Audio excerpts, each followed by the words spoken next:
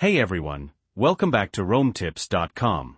Today, we're going to break down how to allow audio playback while recording video on your iPhone. First things first, let's jump into your iPhone settings app. Scroll down a bit until you see Camera, and tap on it. Okay, now look for Record Sound, and tap there. Here, you'll see a couple of options. You can choose between stereo or mono.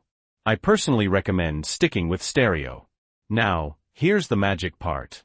Just under the stereo/mono selection, you'll see Allow Audio Playback.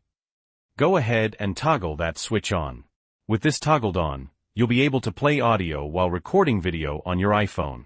Just a heads up, the video will pick up the audio playback coming from your iPhone, and it'll be recorded in mono sound. So next time you're recording, you can keep playing your music or whatever you need, without interruption.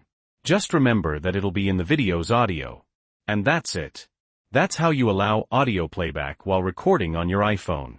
I hope you found this helpful. If you did, please give this video a like. And if you have any questions or comments, drop them down below. This is based on my personal experience, and you can find helpful links in the description. Don't forget to subscribe for more tips and tricks. Thanks for watching.